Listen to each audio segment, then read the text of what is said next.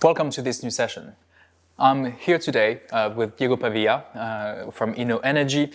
Thank you, Diego, for joining us today. Our participants now know what is innovation and in which direction innovation needs to go to deliver a climate-neutral economy in Europe. I invited you today so you can give us your view on what is the EU innovation landscape.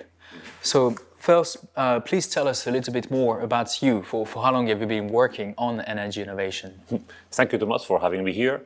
So I graduated as an electrical engineer back in 1986, last century, and a couple of milestones in my life. So in 1997, we launched the first energy pools in Europe, where the first deregulation of the energy market happened. And then in 1998, I was recruited by SEMA, where I run the energy and utilities business worldwide. And then I joined Energy back in 2010. So basically all my life has been energy, and most of it in being the early mover in new things, so innovation.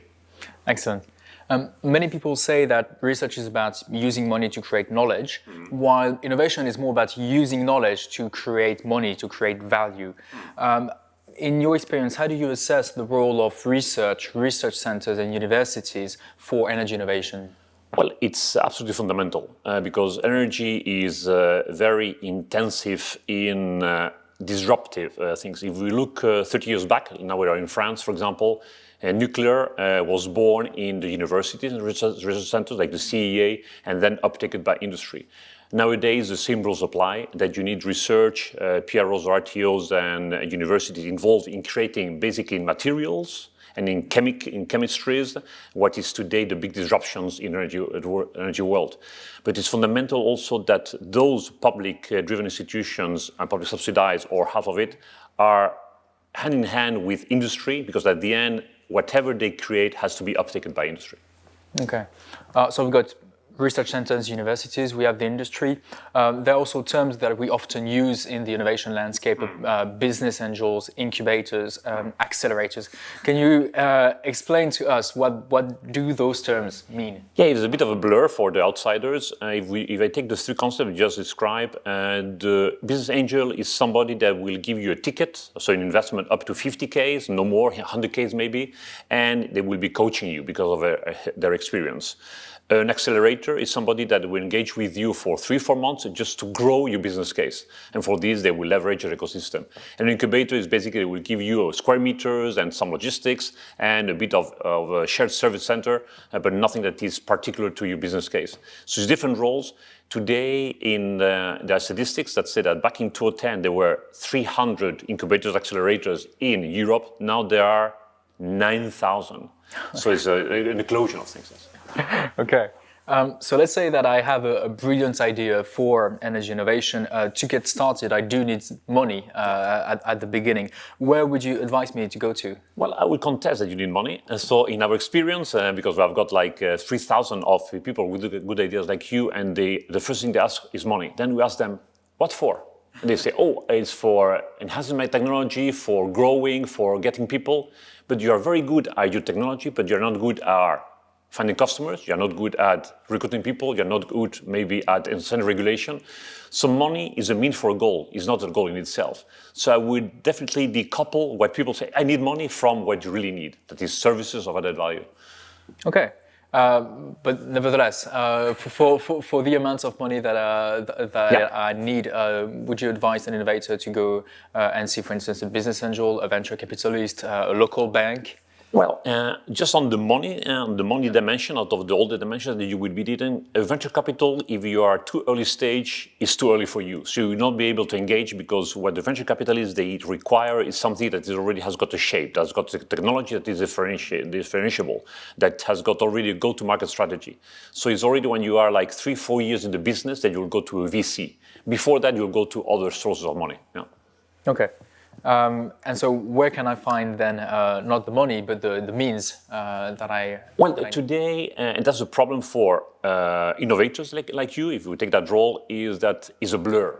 So we need to do a bit of pedagogy, because what an innovator needs is 6 dimensions. And there is very few people where you will be getting in one-stop shop the 6 dimensions of technology enhancement, of growth, of regulatory, of competitive analysis, of finding people, and access to finance.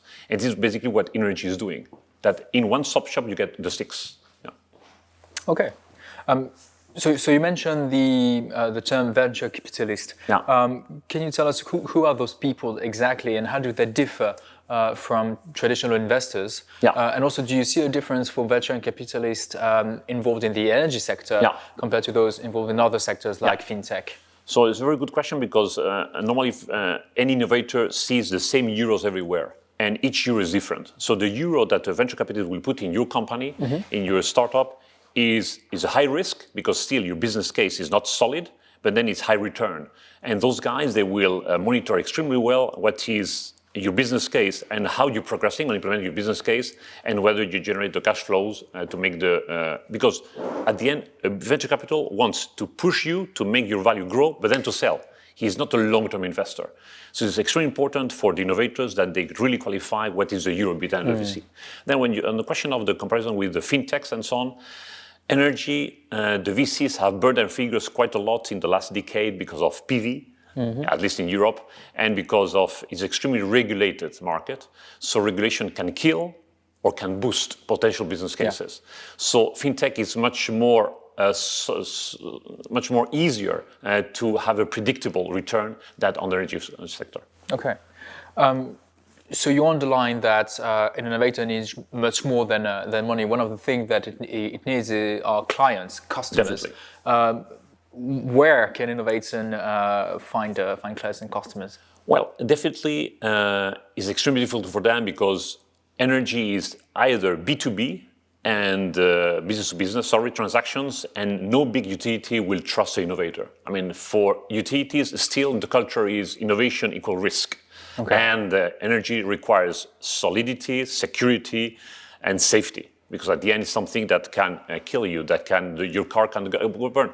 So the B2B transactions will never happen between a big utility and a small innovator. Now they're changing, but because they're putting somebody in between. On the business to consumer, yes, but then you need channels to get to the Carrefours of the world, to the Casas of the world, to be able to sell your nugget into the citizen, the customers. And that's an old ball game. So that's why we act as InnoEnergy as this broker that is able to give trust to the business, so they will incorporate your innovation, or gives trust to the channel, so they will channel your innovation through the channels. Okay. Yeah. So in this landscape between business angels, incubators, accelerators, venture capitalists, people that help find customers, so what's the role of your company, EIT InnoEnergy? Well, InnoEnergy is, as I said before, is the one-stop shop where, by engaging with us, you can get all those 6 services that you need for making your business case a success. And our track record just sell our value proposition, in the sense that we have screened 3,000 cases, we have invested in 400, 150 right off, 250 selling perfectly. And today we are the biggest accelerator in sustainable energy in the Western world, not counting China. And that's because of things that we are doing right. And again, the one-stop shop for the 6 dimensions that you need. Okay. You mentioned China and the Western world. One of the things we've seen in Europe, especially for digital innovation, are people that are having great ideas in Europe, but then at some point when they need to go big, when they need to scale up, they move elsewhere, or they're being bought by Chinese or US companies. So what's your message for the European innovators that are thinking, maybe I should move elsewhere because Europe may not be the continent where to do energy innovation? Well, in Europe, we're not making their task easy. Why? Because regulation and how the directives are transposed in each country gives a fragmented market. And what the innovator needs is demand. And demand is a homogeneous market in terms of regulation. Energy is extremely regulated. But the US is not good either in this, so they're also fragmented. So in terms of energy, and I cannot compare with the others, the growth will be also now with the Clean Energy for All package, Europeans package, the growth definitely, you can grow for 10 years in Europe without needing to go either Asia or the States to grow your business case. Okay. In your experience at EIT InnoEnergy, what are the key ingredients, the key factors that make an energy innovation successful in the end? Well, I always give the same 5 to any entrepreneur, innovator is, number 1, you have to pitch your idea so my mother could understand it. So be simple. I mean, we're all engineers and we make things complicated. Be simple so my mother can understand. Number 2 is about being aspirational. You need to want to change the world. You need to want to make an impact. I mean, here is not for incremental things, it's just to make an impact. Number 3 is always about a team.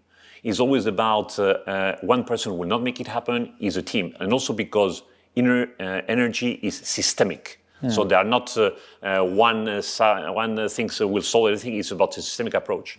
Number 4, you have to be passionate because you have to work 24/7. 24/7. I mean, it's for many years.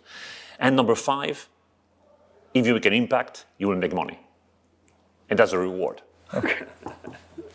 Okay, excellent. Many thanks, Diego. So now I think we have a good panorama of what are the actors in this innovation landscape. Thank you, Thomas. Thank you. Thank you.